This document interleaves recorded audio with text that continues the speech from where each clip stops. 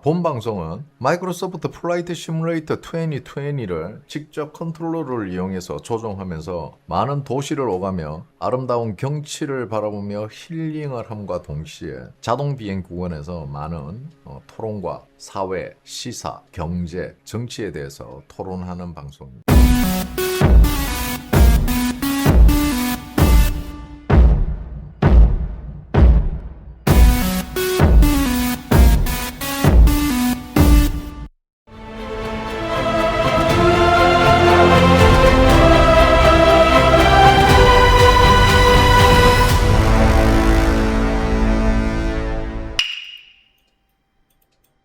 자, 형님들, 부정선거가 맞습니까? 부정선거가 아닙니까? 우리 팩트만 가지고 이야기하자. 팩트. 자, 팩트. 맞죠? 자, 우리가 부정선거 음모론자 가면을 벗고 정상인으로 돌아와서 현실에서 지금 현재 드러난 사실만을 가지고 증거주의 원칙에 의해서 사실만 가지고 우리가 이야기를 했을 때 대한민국의 6.3 선거는 완벽한 부정선거입니다. 그죠? 물론 과거에도 이런 일이 있었다 하면은 그거 역시 부정선거가 되는 겁니다. 자, 아직까지 거기에 대해까지는 확장을 하지 않겠습니다. 자, 지금 드러난 사실만으로 이번 6.3 지방선거는 부정선거가 맞습니다. 이거는 피해갈 수 없죠. 그죠? 자, 그러면은 국민의힘을 대표하고 있는 몇몇 의원들의 발언을 한번 들어보겠습니다. 자, 먼저 장동혁, 투표율 허위 입력 부실 선거인가 부정선거인가? 장동혁이 한 말이에요. 박대출, 이것이 부실 선거입니까? 부정선거입니까? 나경원, 선거 조작 실체 드러난 중대한 변곡점. 자, 형님들이 그렇게 첫 빨아주는 나경원은 절대 부정선거란 말을 입에 올리지 않습니다. 송석준, 부정선거를 비판하는 장동혁을 비판하면서 선관위 관련 발언은 한마디도 하지 않습니다. 자, 이제 국민의힘 내부에 맛쪽의 새끼들이 누군지, 그동안 우리가 N추라고 했던 새끼들이 이제 누군지 점점 폭이 좁혀지고 있습니다. 계속 압박해야 돼요. 자, 그리고 오늘 정말 충격적인 뉴스가 나왔습니다. 바로 전 대구시장 권영진. 자, 전 대구시장 권영진이가 정점식 원내대표죠. 원내대표의 멱살을 잡았습니다. 그리고 고성을 질렀습니다. 왜 정점식의 멱살을 잡았죠? 자, 우리가 국회에 여러 이제 위원회가 있죠. 그래서 정점식이 원내대표가 임명권이 있습니다. 자, 정점식이 권영진에 대해서 야, 너 행안부 가라 그랬어. 행안위. 행안부를 감시하는 행안위원회에 가라고 정점식이가 권영진에 대해서 행안위 발령을 냈습니다. 그러니까 갑자기 내가 왜 행안위를 가야 되노? 못 가노? 왜 내가 행안위를 가야 되는데? 씨바 점식이 죽어라! 이러면서 멱살을 잡고 흔드는 거예요. 그래서 왜 행안위를 안 가려고 하는가 봤더니 정보위 관사로 보내달라고, 대한민국의 모든 정보를 관장하는 정보위원회 간사로 보내달라고 때를 썼답니다. 갑자기 정보위, 그 돈도 안 되는 정보위를 왜 가려고 했어? 죽어도 정보위를 보내달래. 대한민국에 일어나는 모든 수사, 재판, 그리고 국정원에서 내려오는 온갖 기밀, 대한민국에서 수집하고 있는 정보, 군의 중요한 정보 활동, 이런 걸 다루는 곳이 정보위예요. 왜 여기를 가려고 이렇게 이거는 형님들, 대한민국 국민 누가 들어도 아니 행안부 가면 되지, 행안위 가서 열심히 하면 되지, 왜 굳이 정보위를 가려고 저렇게 쌩때를 지기고 땡깡을 지기고 갑자기 발작해가지고 저지랄을 했을까? 순간 무슨 생각이 듭니까? 저 새끼 뭐에 걸켜서 저랬지? 저 새끼가 왜 정보위를 가려고 저러지?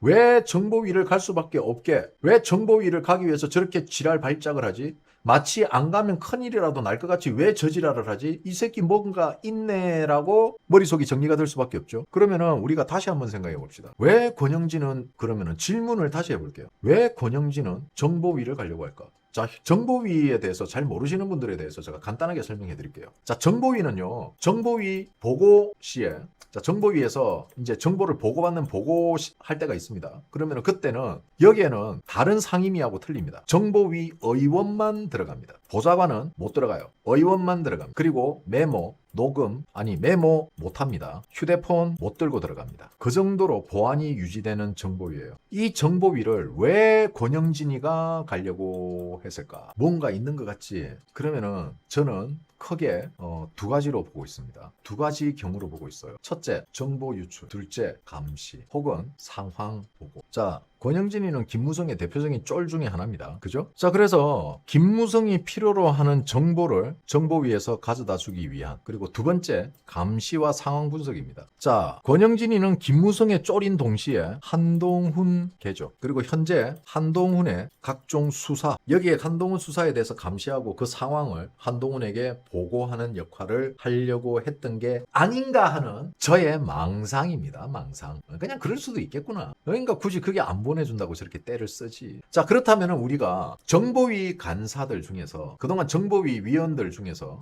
특히 간사나 혹은 그 위원들 중에 친 김무성계가 과연 얼마나 있었는가, 요거 우리가 한번 과거의 정보위 간사들에 대한 정보를 한번 확인해 볼 필요도 있다. 다시 말해서 권영진이가 이렇게 발작했다는 것은 이번에 한동훈계, 즉 김무성계의 계파 의원들이 이번에 정보위에 한 명도 배치되지 않았을 가능성이 높다. 다시 말하면 김무성계의 눈과 코와 귀를 막아버렸을 수도 있다. 다시 말하면 김무성을 장님으로 만들어버렸다라고 우리가 분석해 볼 수도 있습니다.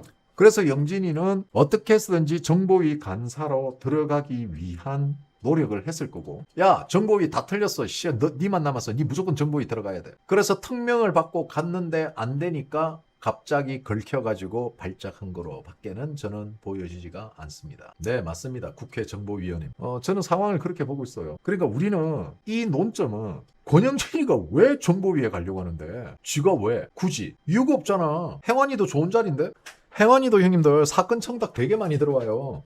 지금 국회의원들 중에서 가장 돈 되는 자리가 국토위, 행안위, 그 다음에 어디야, 산업자원 뭐 있어요. 그게 위원회 이름이 뭔지를 잊어먹었네. 거기. 왜냐면은 법안 하나하나가 기업들이나 특정인에게 득이 되는 거거든. 내가 이야기했잖아. 법안 만들어가지고 그 법안 가지고 법안 파리 한다고. 정치인들끼리 그렇게 해서 부를 축적한다고 내가 이야기를 했어요, 안 했어요? 기업에 불리한 법 만들어가지고 그 법안 상정해놓고, 기업들이 돈 주면은 슬그머니 법안 없애버리고, 산자위, 국토위 이런 데가 돈 되는 데야, 행안위. 그런데 돈 되는 데를 마다하고 돈도 별로 안 되는 정보위로 간다고? 왜? 굳이? 남들은 저기 못 가서 난린데 정점식에 멱살 100번도 잡겠대. 이 새끼 도란 새끼 아니야. 내가 옛날에 권영진이 대구시장일 때 내가 권영진이를 존나 비판을 한 적이 있어요. 이 새끼는 왜 이렇게 질질 짜냐고. 그러니까 내가 얘 좀 사애가 이상하다고, 얘 대구 사람 맞냐고, 얘 우파 맞냐고, 얘가 정말 대구에서 제대로 보수적인 활동을 하는 놈이냐고 내가 권영진에 대해서 비판을 좀 많이 했습니다. 이 새끼 이거 보면, 누가 보면은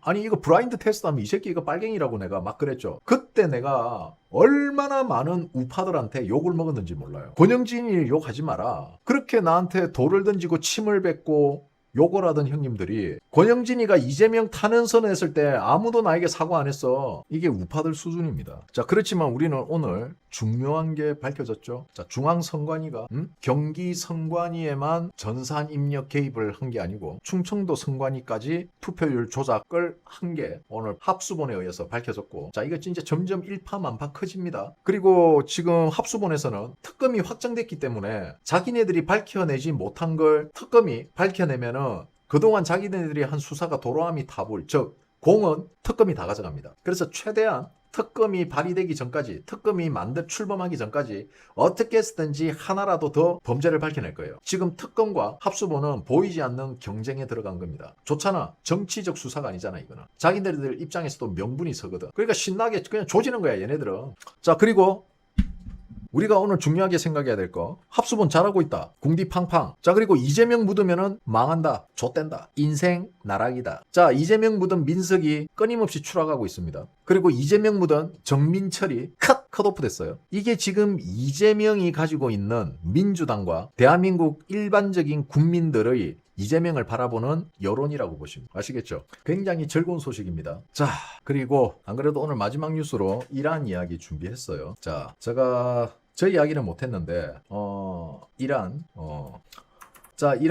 대사관 철수 명령. 자, 새로운 보고서에 따르면은 대통령의 최고 고문들 중 여러 명이 이란이 그들의 표적으로 삼으려고 한다. 즉 미국 트럼프 대통령의 고위 공직자들을 테러하겠다라는 제보가 들어왔다. 그래서 트럼프가 이란에 있는 각종 대사관들의 철수 명령을 내렸다. 형님들 한번 잘 생각해 보세요. 자, 솔직히 이란이 트럼프한테 살려달라고 했을 수도 있잖아. 트럼프는 계속 협상을 한댔어. 아직도 협상을 한다고 그랬어. 근데 갑자기 이란이 협상을 원하지 않는데 갑자기 이란이 트럼프 측근들을 테러하겠다고? 암살하겠다고? 만약에 제가 형님들에게 트럼프의 이중성에 대해서 설명해 드렸죠. 미러링. 앞에서는 협상하자. 뒤에서는 죽이고. 앞에서 협상하자. 뒤에서 죽여버려. 노. 그게 아니에요. 새로운 보고서에 따르면. 자, 이걸 예를 들어서 내가 약간 꽁트를 해볼게. 지금 이란의 최고 통수권자가 대표가 갑자기 자기 밑에 비서관들이 보고를 알았어요. 형님 지금 좆됐습니다.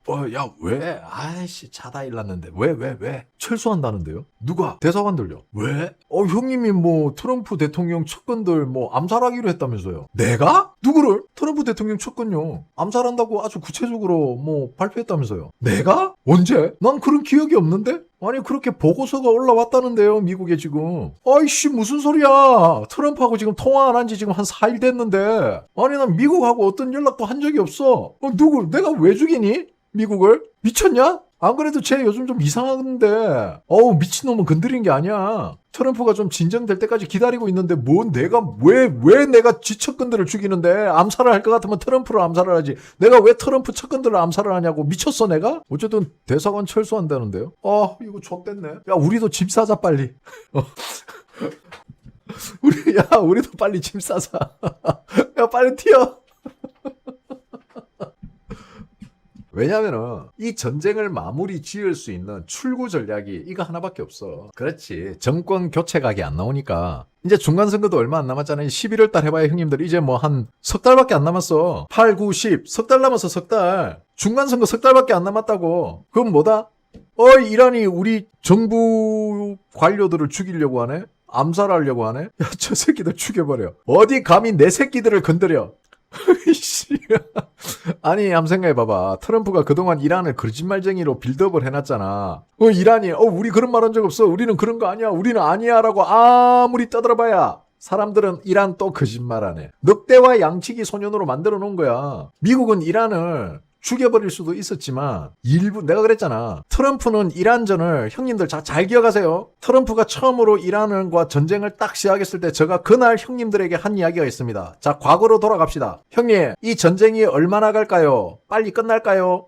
제가 형님들에게 뭐라 했습니까? 트럼프는 이 전쟁을 중간선거 직전까지 끌고 갈 것이다. 그 말 했습니까? 안 했습니까? 야, 이 정도 분석하는 사람 없지? 이쯤 되면 형님들 이제 그냥 내가 하는 말은 다 맞다로 하자 그냥. 이쯤 되면은 내 분석은 그냥 곧 답이다. 그치? 야 이거 잘못하지면 종교화 되는 거 아니야? 엄마님도 분석 좋았어. 그래 저렇게 돼야 돼. 종교화 된 것 같다고. 자 그게 그럴 수밖에 없어요. 왜냐면은 트럼프는 형님들 잘 보세요. 우리가 전쟁과 무역을 빼놓고 이야기를 해봅시다. 그죠? 무역전쟁, 그리고 지금 이란 전쟁이란 단어를 빼놓고 한번 봅시다. 트럼프는 어땠죠? 양면이죠. 자, 앞에서는 EU와 협상을 합니다. 이란이 아니에요. EU예요. 자, 정부 관료들을 보내서 EU와 협상을 하면서 트럼프는 어떻게 했죠? 행정명령을 내립니다. 어떤 행정명령을 내립니까? EU에서, 나토에서 미군을 철수시킵니다. 7,000명을. 그죠? 그런데 정부 행정 관료들은 뭘 하고 있었죠, 그때? EU에서 무역에 대해서 너네들 중국에 설 거니 붙을 거니 미국에 붙을 거니 하면서 줄다리기를 하고 있을 때 트럼프는 뒤에서 뭘 했느냐? 미군을 철수시켰어요. 자, 캐나다에 미국 관료들이 캐나다 총리와 협상을 하고 캐나다와 무역, 경제에 대해서 협상할 때 트럼프는 어떻게 했죠? 캐나다 농산물을 수입하는데 검역, 검수를 철저히 해서 수출하는데 시간이 걸리게 꼬장을 부렸어요. 그리고 관세도 튀겨버렸고. 협상하고 있는데 뒤에서 트럼프는 통수를 때린 거야. 자, 멕시코, 남미, 콜롬비아 어땠습니까? 자, 미국의 외교관들이 콜롬비아와 남미의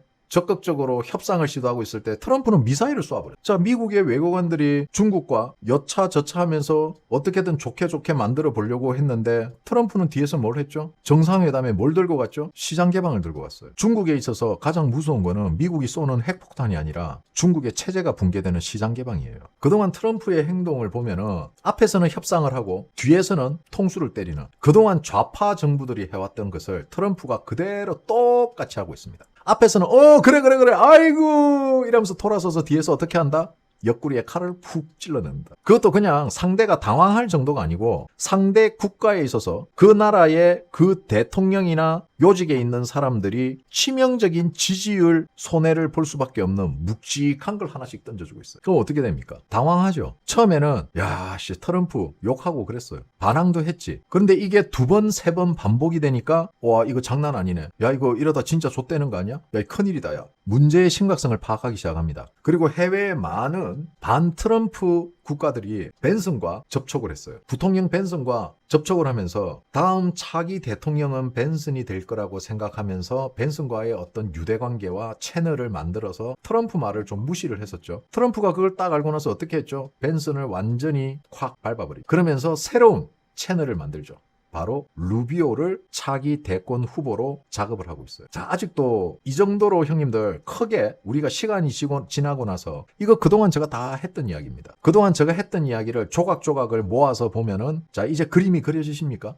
왜 제가 트럼프가 통수를 치는 행위를 계속하고 있댔을 때 형님들은 가까이에서 보고 있으니까 잘 안 보였죠. 근데 우리가 시간이 지나고 나서 한 발 뒤로 물러서서 전체적인 그림을 보니까 어떻습니까? 어때요? 그리고 중국의 가장 결정적인 한 방을 날리죠, 트럼프가. 바로 자, 그린란드를 트럼프가 중국이 손 못 대게 콱 찍어 누릅니다. 제가 그때도 얘기했죠. 그린란드를 왜 미국이 트럼프가 그렇게 급하게 먹으려고 했느냐? 중국이 먹으려고 했거든요. 그 땅을.